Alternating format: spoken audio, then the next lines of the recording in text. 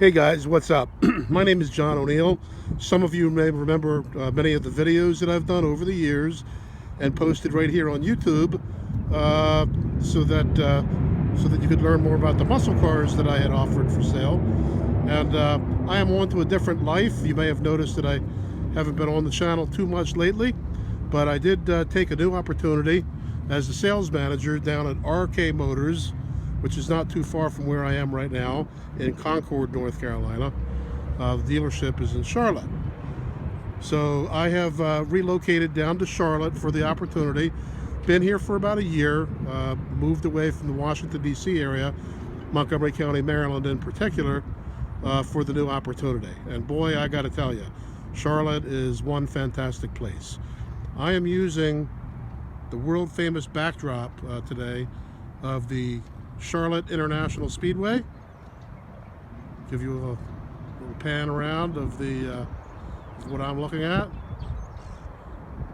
And it's a beautiful 67, 68 degree day here on Sunday, January 21st, 2018.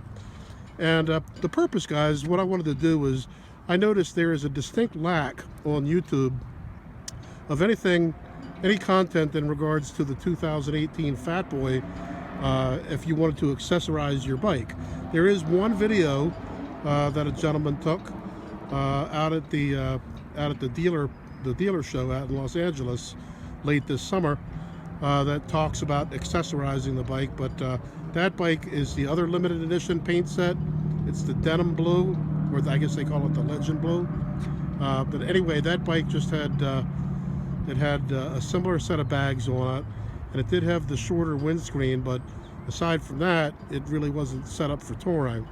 So my goal was that I wanted a great looking Fatboy. I think it is by far the best looking new Softail that Harley has to offer. I just love this massive LED light, the way that the nacelle is styled. These new Lakestar wheels are unbelievable. And then of course I chose one of the 115th anniversary limited edition bikes with this special paint set. It's the glossy of the two paint sets, complete with the 115th anniversary brass badge here. So mine is number 261. Here it's serialized right on the dash. I'll show it to you. Mine's number 261 out of 1,100 that they'll ever build. Okay, so what I wanted to do basically was to give people that are looking for that need to go through some research in order to determine which model they want first. But if they do choose a Fatboy, I wanted to give them some tips on the research that I did in order to come up with what I consider to be a fantastic touring bike that isn't necessarily always a touring bike. That's the advantage of these Softails with this new frame, is that they're very agile, a lot lighter than the older frame, and boy, you can really feel it. I traded in a beautiful 2007 Screaming Eagle Road King, which had the 110 engine on it, and I had it all set up too for long cruises. But the problem with that bike, well, it wasn't really a problem. It was a beautiful bike until I test rode one of these, and then it was all over, guys. I cannot emphasize enough the difference between one of these new Softails and even an older touring bike. This new Softail makes a better touring bike than the old touring bike does. That's how much improved it is. So anyway, I opted for the limited edition with the 114 cubic inch power plant. Sorry, it's a little dark on this side of the bike. The wintertime sun isn't that high in the sky. Maybe what I'll do is I'll turn the bike around so you can get a good look at it on the other side. But what I'm going to start with is some of the stuff that you may already know about the Fatboy versus the other models, and then I'll get into the accessories that I put onto my bike.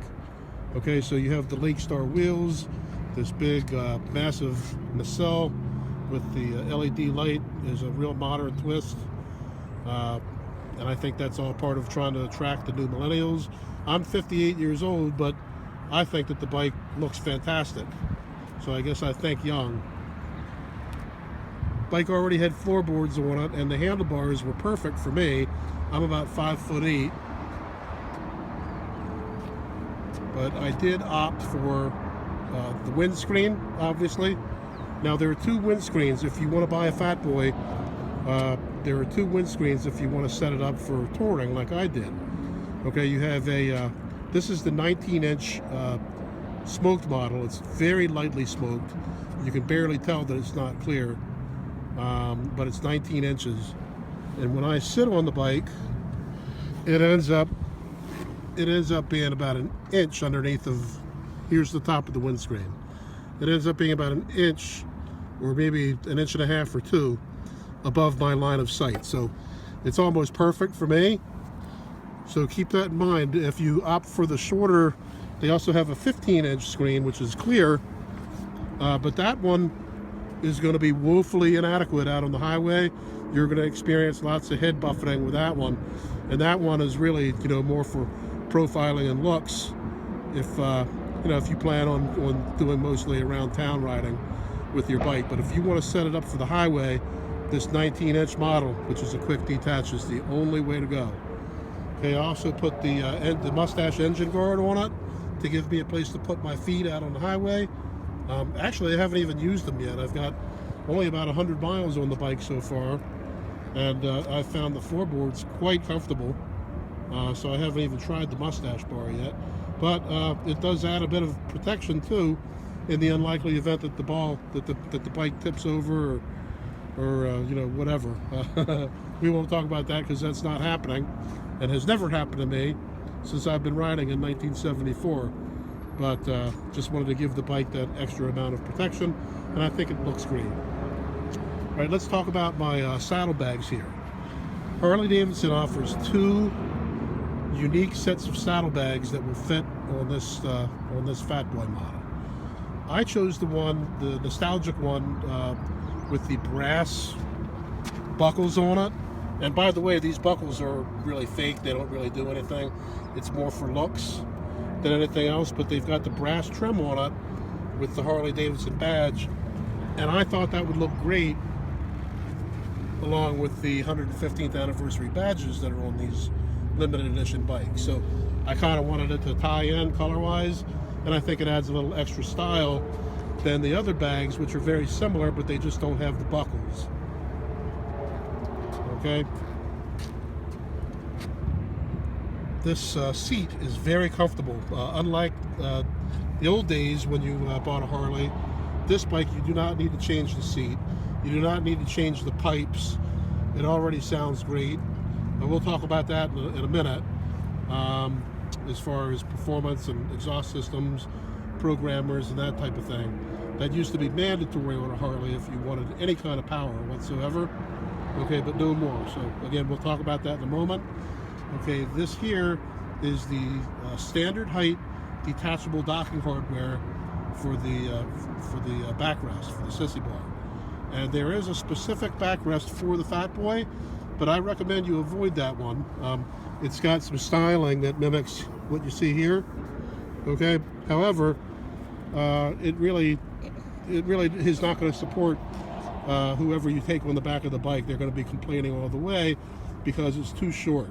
So go for the standard height one and just get the smooth backrest. I think it looks better, and it's certainly a lot more functional.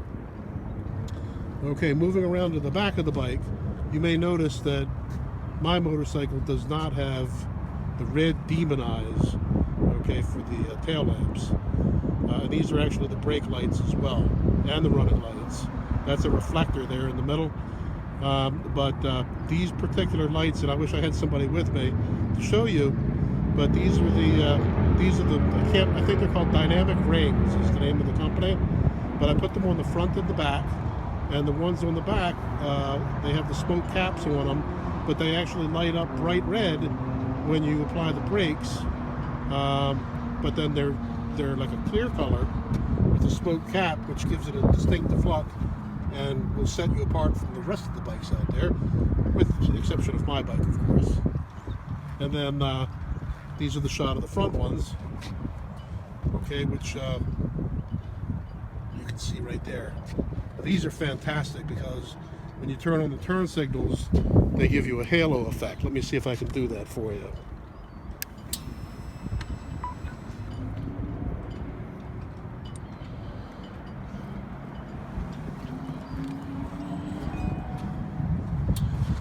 Okay, see, they light up yellow, or I'm sorry, orange, as is mandatory by U.S. laws.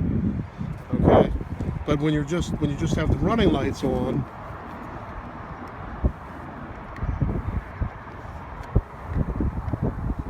there we go. Then it just lights up with a halo effect. Okay, along with the LED headlight. So while you're just cruising, you've got this really cool illuminated halo effect, as opposed to just, you know, orange lights that are sitting there doing nothing.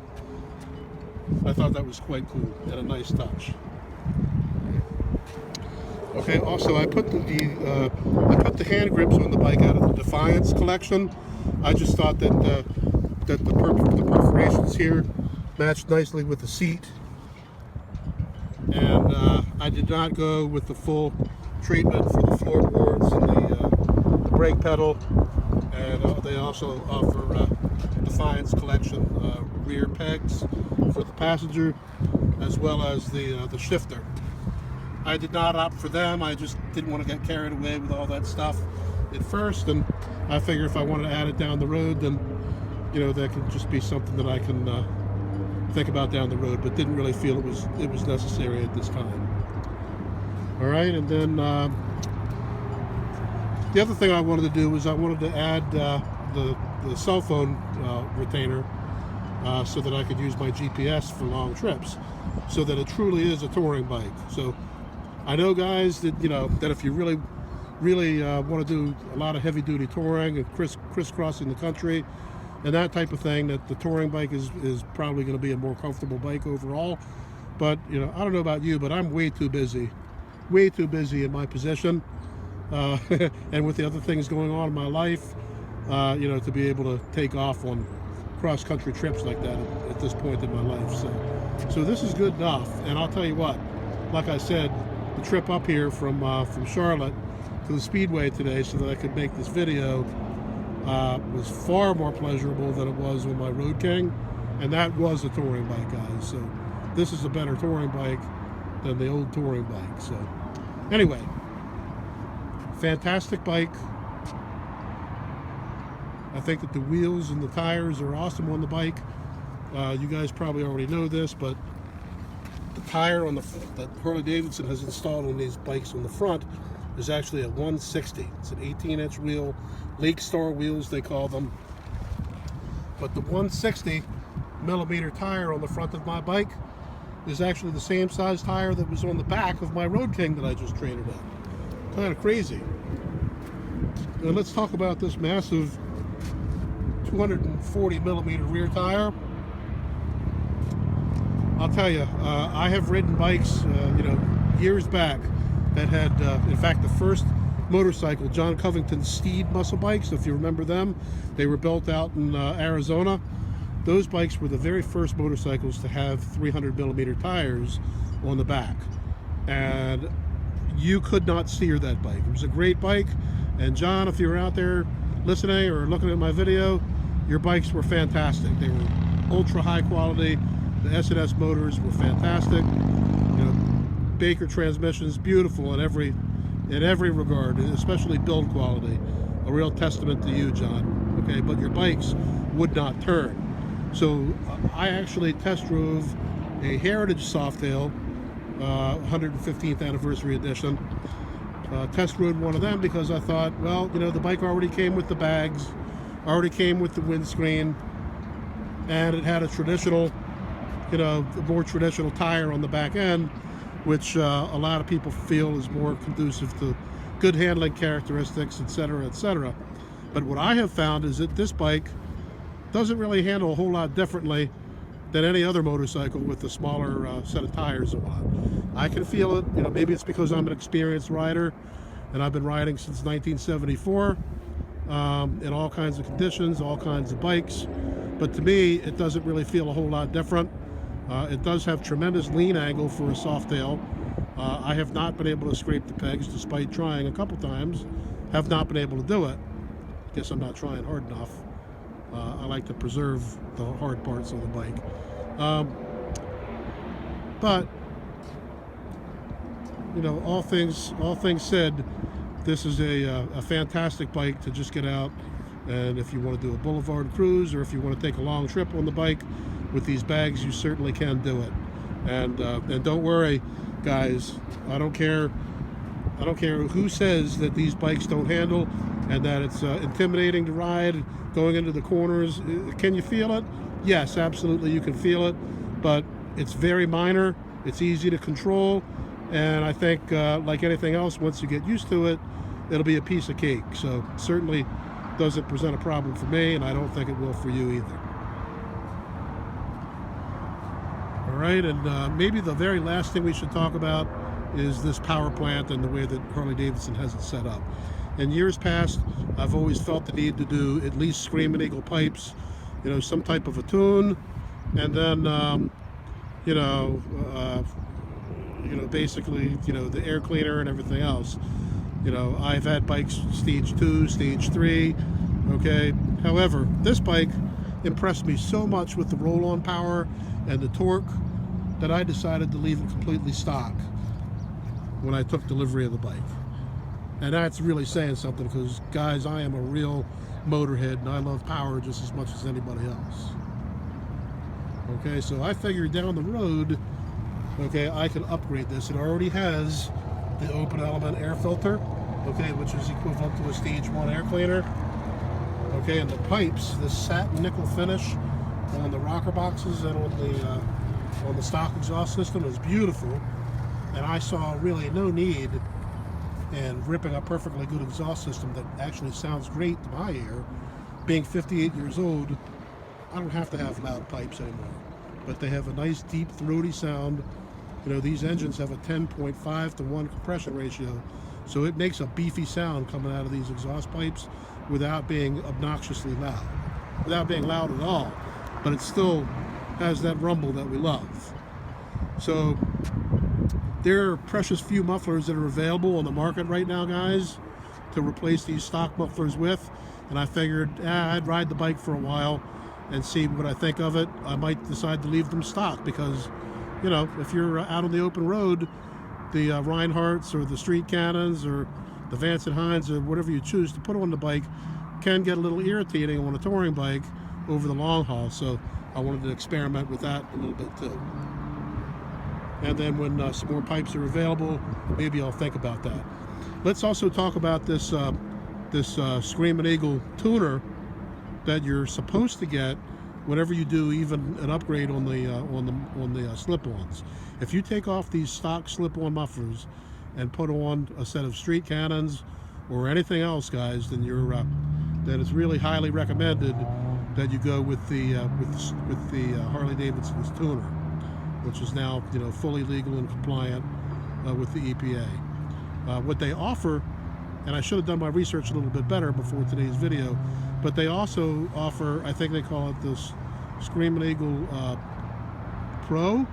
Anyway, there's a piggyback unit that goes on top of that plugs in between the oxygen sensors and the other unit, which you have to buy in order to execute a stage 1 bike.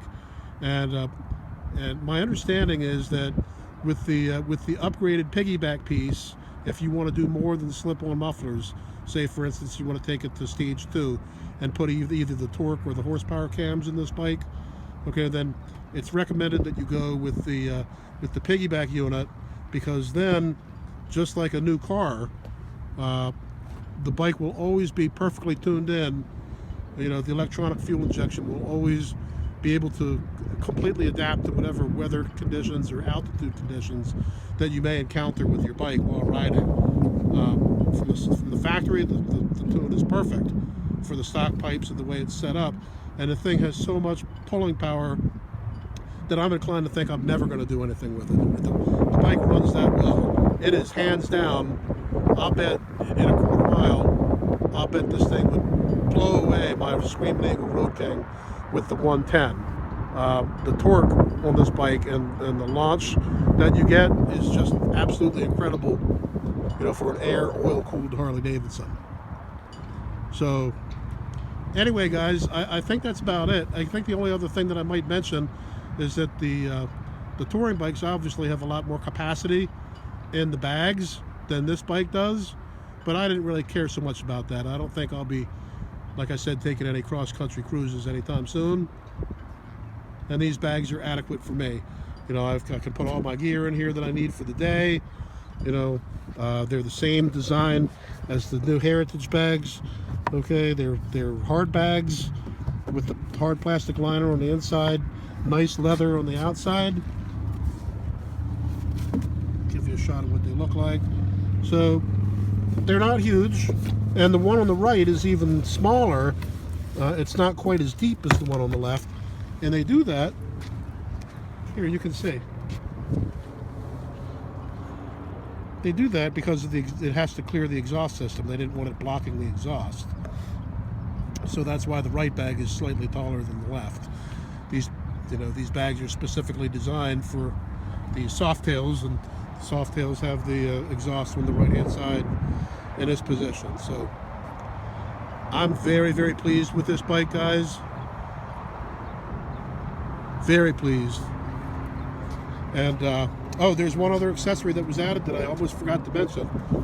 The Fatboys come, you know, with a lot of the things that the other ones don't. They do have, you know, like a couple of the other bikes, they do have the FSB port right here, so that you can plug your, you know, charge your cell phone, and you can run your cell phone without depleting the battery as you're riding. So that's nice. All the Softails have that. Okay, but this bike, unlike the Heritage, and one of the big reasons I bought this one instead of the Heritage was because of the adjustable suspension having the knob on the outside of the bike, so that you don't have to take off the seat and have a special tool to adjust the suspension. This is much, much easier to me, okay, to have it right here. Okay, so I like that. Okay, but one of the drawbacks versus the Heritage is that this bike does not come with cruise control from the factory. However, I did specify it in my accessories, and you can see right here, this is the cruise control unit. It is identical to a factory installation, because this whole housing on the Fatboy gets replaced, okay, with the unit that encompasses the cruise control. Okay, so my bike is all set up for cruising, all set up for touring, whatever I want to do with it. The bags and the screen will come off in 30 seconds if I so choose. But I just think that the bike looks so fantastic the way that it is, that I'm likely never to take that windscreen and bags off. Let me go ahead and start it up for you guys.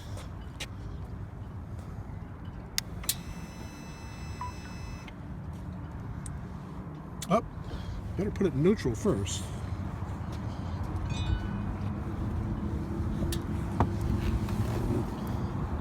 I'll go over some of the features on this new instrumentation here. Okay, this toggle switch over here. Okay, when you flip through it, it tells you, okay, depending on which screen. I've got a whopping 74 miles on my bike at this point. Okay, I've got trip A and trip B trip odometers, 59.2 miles. A and B. I've got 142 miles of reserve fuel left. It's 3:35 in the afternoon, so there's a nice clock on the bike. And then you've got the RPM capability here, which is where I like to leave it. I like to leave it on RPM, even though I fully intend on honoring the break-in procedure, you know, the correct break-in procedure on the bike. I don't plan to do any street racing or anything like that, at least not until the not until the brake is broken in. You know, with this big fat tire, it's really hard to get it to spin. So you're hooking right up if you can, and getting the power right to the ground. And I can't wait to see what this bike will run once I have it broken up. Anyway, I think that's about it. Let me give it a quick start for you guys.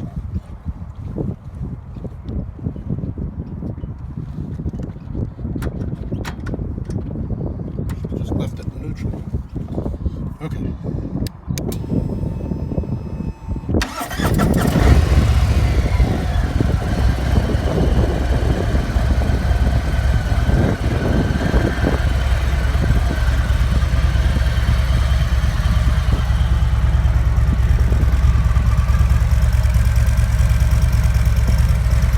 Sounds great to me, guys.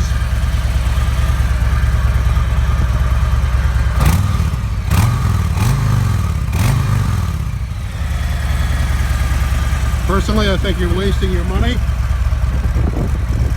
Okay, if you just throw $400, $500, $600 away on a set of pipes, and then you've got to do the tuner on top of it. Before you know it, you're at $1,200, $1,500. And my answer is, hey, maybe I'll do that too. But the bike runs so well and sounds so good that I just thought it was a waste of money at first. And then you know how it is with everything else. After you get used to it, it's probably not enough power. It's probably not enough sound. And if I feel that way, which I may, I don't really know, then I may do it at some point. But I don't think that it's necessary to do. I think the bike is absolutely awesome. Let me turn the bike around so you can see what it looks like from the other side.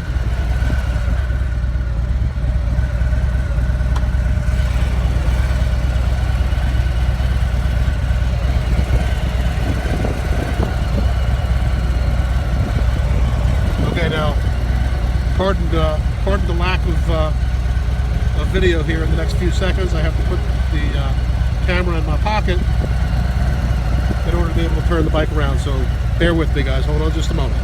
Okay, guys, sorry about that. Kind of a one-man show here today. Here's the right side of the bike in the direct sunlight.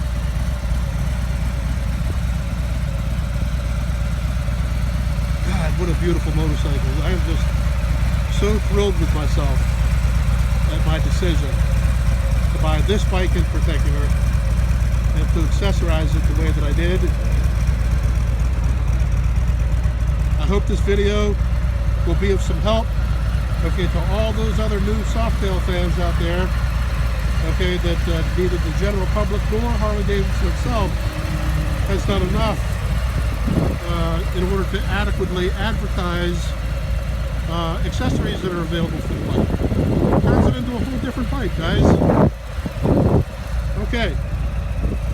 So John O'Neill signing out from Concord, North Carolina, at the Charlotte International Speedway. Later, guys.